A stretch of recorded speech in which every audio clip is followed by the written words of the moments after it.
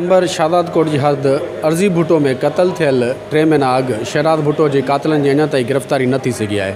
उन सिलसिले में अॼु असीं कराची में मौजूद आहियूं जिते सियासी समाजी साफ़िन खां व्यूज़ वठंदासीं त उनजो छा चवणु आहे। जेको मर्डर थियो हुयो उन हवाले सां मां त ईअं चवंदुमि जेका कानूनी घुर्ज हुई अगेंस्ट जेके मुजरिम्स हुआ उन्हनि जे ख़िलाफ़ु हिकिड़ी FIR दर्ज थी आहे। हाणे उन FIR जे मथां जेकॾहिं एक्शन नथो थिए त जेके मुदई आहिनि उन्हनि खे खपे त उहे आइनी जेके तक़ाज़ू आहिनि उन जे हवाले सां IG सिंध सां ॻाल्हाइनि। जेकॾहिं उहे IG सिंध ताईं नथा पहुची सघनि, DIG साहिब ताईं नथा पहुची सघनि त उहे अची असां सां राब्तो कनि त इनशाला असां उन्हनि खे ह्यूमन राइट्स ग्राउंड ते ज़रूरु इंसाफ़ ॾिराईंदासूं। मां सभिनि खां पहिरियों त इलाही अफ़सोस इज़हार कंदुसि त शिराज भुट्टो कातिल 27 रोज़े ते उन वेचारे जो मर्डर थियो आहे। उन कातिल गिरफ़्तार न थी सघिया आहिनि त इहो ॾाढी तफ़्तीशनाक हिकिड़ी सूरत हाल आहे।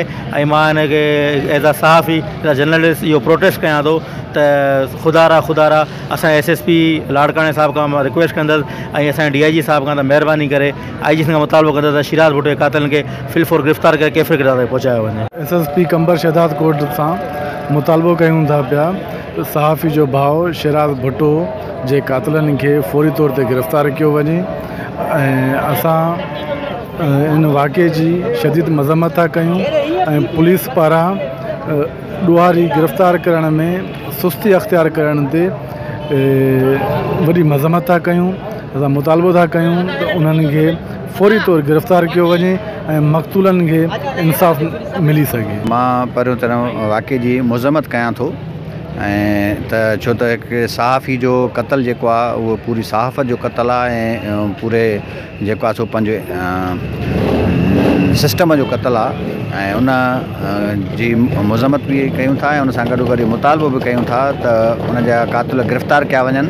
पर अफ़सोस त सिंध में ख़ासि करे सिंध में त वॾेरा सरदार ऐं जागीरदार उन्हनि जो जेको आहे वॾो असर रसूख़ आहे ऐं उहे जेके कातिल आहिनि उन्हनि जा पेरा कॾहिं न काथे उन सरदारनि जागीरदारनि वॾेरनि वटि वञनि था ऐं जेका थाणा ऐं जेके अॼुकल्ह कोर्ट कचहरियूं आहिनि उन्हनि सरदारनि जे जेको आहे सो पंहिंजो घर जूं लॉन्डियूं लॻी पयूं आहिनि।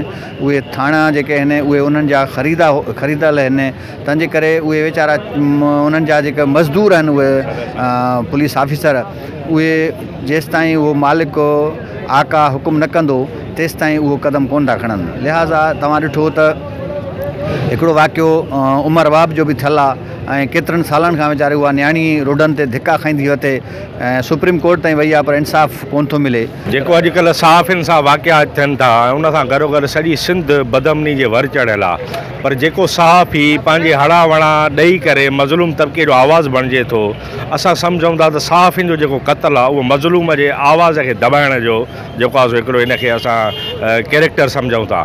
ऐं पुलिस ख़ासि तौर ते सिंध पुलिस त वाज़े तौर रही आहे हुननि जी पुश्त पनाई हमेशह कातिल धुरनि ॾाढनि सरदारनि ऐं वॾेरनि जे लाइ रही आहे। उहो मज़लूम तबिके लाइ कॾहिं बि सिंध पुलिस किरदारु अदा न कयो आहे। एतिरा कई असांजा सहाफ़ी आहिनि जेके बेगुनाह क़त्ल थिया आहिनि जिन खे इंसाफ़ अञा न मिली सघियो आहे। हुकूमत सिंध खे सोचणु घुरिजे त जेके सहाफ़ी आहिनि उन्हनि खे प्रोटेक्ट ॾे उन्हनि जे या जेके कातिल आहिनि उन्हनि खे सज़ाऊं ॾे।